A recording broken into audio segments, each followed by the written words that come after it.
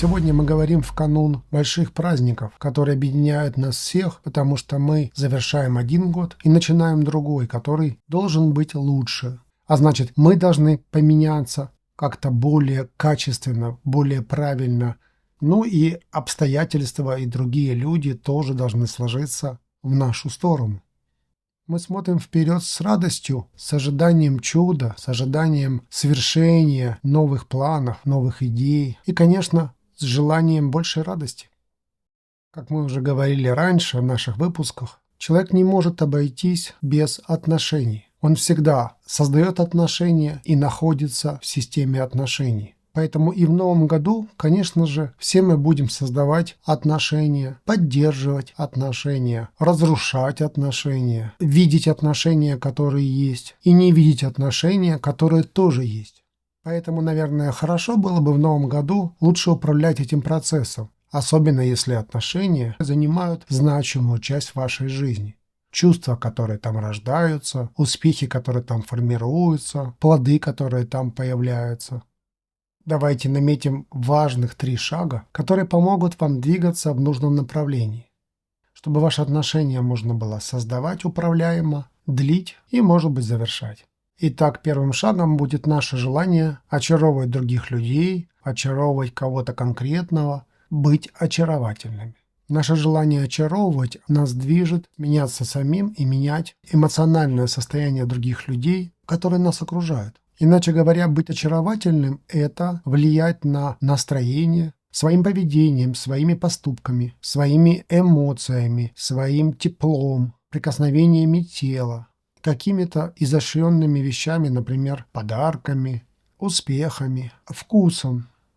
То есть все то, что заставляет других людей чувствовать очень приятные эмоции, которые толкают тогда людей искать вас, повторять с вами отношения и испытывать огромное удовольствие.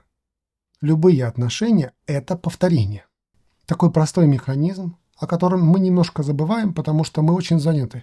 И мы просто перенасыщены всем происходящим. Однако по-настоящему очаровательных вещей остается по-прежнему мало. Раньше их было мало, потому что человек мало имел контактов. Сейчас их мало, потому что человек имеет избыток информации, избыток связей, но качество очень-очень незначительное. Чтобы быть очаровательным, человеку не всегда нужно делать что-то конкретно правильное. Он просто должен что-то делать, что-то показывать другим людям, показывать себя и делать некое усилие, чтобы люди это отметили, увидели эмоционально, а потом у них появляется желание действия в вашу сторону. Конечно, может быть и разочарование, когда возникает страх как чувство, которое является ведущим, чтобы избежать как раз повторения. Это как очарование наоборот. В следующем году давайте настроимся на создание очаровательного поведения, чтобы вызвать желание у других людей.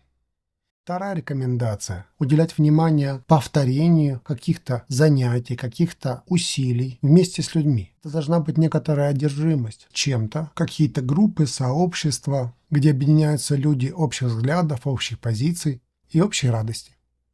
Третьим помощником в построении новых отношений может быть признание собственной страсти. Во-первых, ее нужно найти, открыть ее для себя. То есть присмотреться к себе и увидеть, что нам страстно хочется возвращать на место, где мы с удовольствием зацикливаемся и с сильным азартным желанием мы стараемся эту страсть приложить ко всему и через нее прожить кусок своей жизни, значимый кусок, потому что эта страсть является как бы визитной карточкой нас. Она как бейджик на груди, который говорит, какая у нас специализация или должность. Страсть часто говорит вместо нас. Например, человек приходит и говорит «я люблю поесть».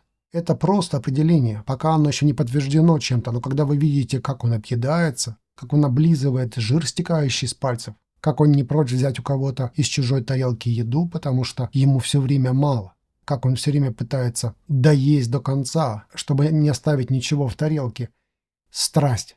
Если мы знаем страсть человека, мы знаем человека. Поэтому давайте начнем с того, чтобы страсть увидеть в себе и показать ее, сделать ее доступной для других людей, чтобы они могли даже ее критиковать.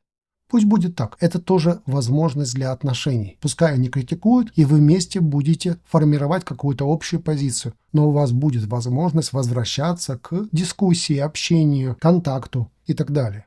Более того, страсти наши часто становятся предметом интереса других людей, поэтому бесстрастные люди, часто люди совершенно незаметные. Они появляются, исчезают, мы их не замечаем. И наоборот, когда мы знаем о своих страстях, когда мы можем свои страсти показать другим людям, создается ощущение общности, потому что у каждого человека есть какая-то страсть. Что-то им управляет, что-то властвует над ним. Когда мы это показываем, другим людям тоже легче открыть перед нами свою страсть и в этом обмене сблизиться. У меня есть страсть вместе с партнером наслаждаться жизнью через путешествия. Или у меня есть страсть вместе с близким человеком заниматься спортом ежедневно 2-3 раза в день. Ну и так далее, и так далее, и так далее. Давайте войдем в Новый год с радостью, очарованием и среди людей. Страстно любящих людей.